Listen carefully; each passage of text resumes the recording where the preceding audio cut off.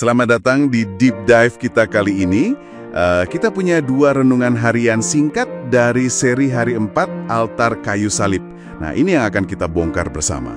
Siap, 2 renungan singkat ya? Iya, misi kita menyuling inti pemahaman tentang pengorbanan Yesus di kayu salib. Tapi seperti yang disajikan secara khusus di renungan-renungan ini aja. Oke, jadi fokus ke perspektif teks ini ya? Betul, apa sih sudut pandang uniknya? Oke deh, mari kita langsung masuk aja. Hal pertama nih yang langsung terasa kuat dari renungan pertama, itu gagasan bahwa penyalipan itu bukan kecelakaan. Bukan kecelakaan ya? Iya, atau bukan sesuatu yang dipaksakan gitu ke Yesus. Betul sekali, dan renungan ini benar-benar menyoroti satu ayat kunci ya, Yohanes 10 ayat 18. Di situ kan Yesus bilang, "Tidak ada seorang pun yang mengambilnya daripadaku, melainkan aku memberikannya menurut kehendakku sendiri." Nah, itu dia ayatnya. Dan yang ditekankan di renungan ini, itu kontrasnya. Bukan cuma tidak diambil, tapi Yesus secara, aktif dan sukarela untuk memberikan nyawanya. Jadi aktif dan sukarela ya, bukan pasif. Iya, perspektif ini kalau kata sumber kita, ini kunci untuk melihat salib bukan sebagai cerita korban yang pasif gitu aja, tapi sebagai puncak tindakan proaktif yang lahir dari kasih. Oh, jadi fokusnya di keaktifan dan pemberian sukarelanya itu ya? Iya. Bukan semata-mata pada ya ampun penderitaan sebagai korban gitu. Tepat, karena kan seringkali gambarannya lebih ke sana ya. Iya, sisi penderitaannya. Renungan gini kayak menggeser fokus kita sedikit gitu. Betul, menggeser. Dan renungan itu secara eksplisit ngajak kita mikir, gimana kalau kita sadar bahwa ini tuh pemberian yang disengaja. Sebuah hadiah. Gimana kesadaran itu mengubah cara Anda, pendengar kita, memaknai peristiwa salib itu sendiri? Wah, pertanyaan bagus itu. Ini kan bukan paksaan ya, ini pilihan sadar.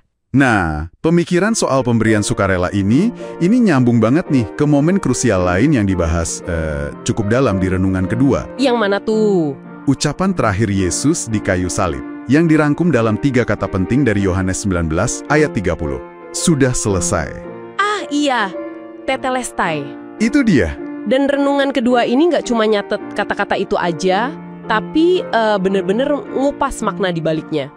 Dijelasin di sana kalau dalam bahasa aslinya Yunani, kata yang dipakai itu tetelestai.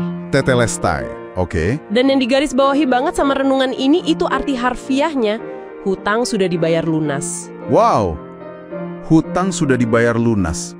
Itu nuansanya beda banget ya dari sekedar selesai atau berakhir. Beda sekali.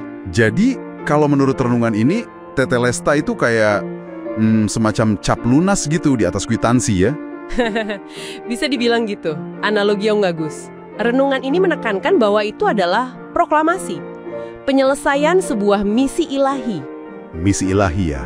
Iya, semua tuntutan hukum dosa, semua hutang spiritual kita, menurut perspektif teks ini nih ya, itu sudah dilunasi sepenuhnya olehnya. Dilunasi penuh, tuntas. Betul. Dan implikasi yang ditekankan sumber ini, wah besar sekali. Karya penebusan itu sudah sempurna. Tuntas. Nggak ada cicilan lagi. Artinya, berarti nggak ada lagi gitu yang perlu kita, Anda, tambahkan atau usahakan dari sisi kita buat melunasi hutang itu, udah beres. Nah, itu dia poin penting yang diangkat renungan tersebut. Persis seperti itu. Di sana disebutkan, karena sudah tetelestai, kita, Anda, itu boleh beristirahat dalam karyanya yang sudah selesai. Boleh beristirahat ya? Iya. Nggak perlu lagi terbebani usaha buat membayar sesuatu yang, ya ampun, udah lunas kok. Oke. Jadi kalau kita tarik benang merahnya nih, dari kedua renungan ini untuk Anda pendengar kita, ada 2 inti utama yang, wah kuat banget ya. Apa aja tuh? Pertama, pengorbanan Yesus, setidaknya menurut sumber ini ya, itu adalah tindakan pemberian diri yang sepenuhnya sukarela, murni karena kasihnya. Sip, sukarela karena kasih. Kedua, pekerjaan penebusannya di kayu salib, itu tadi, udah final, tuntas, lengkap, telestai, hutang lunas, titik. Benar. Dan ini membawa kita pada satu pertanyaan reflektif penutup nih, yang terinspirasi dari perenungan dalam sumber kita ini. Oke, apa tuh pertanyaannya? Gini, jika pengorbanan itu adalah hadiah sukarela yang memang sengaja diberikan olehnya, dan jika pekerjaan penebusan itu benar-benar sudah lunas dan selesai, nah pertanyaannya, Bagaimana pemahaman ini bisa mungkin membantu Anda melepaskan beban? Mungkin beban rasa bersalah, atau rasa nggak layak, atau mungkin perasaan kayak harus terus membayar sesuatu gitu. Beban yang mungkin masih dibawa-bawa ya?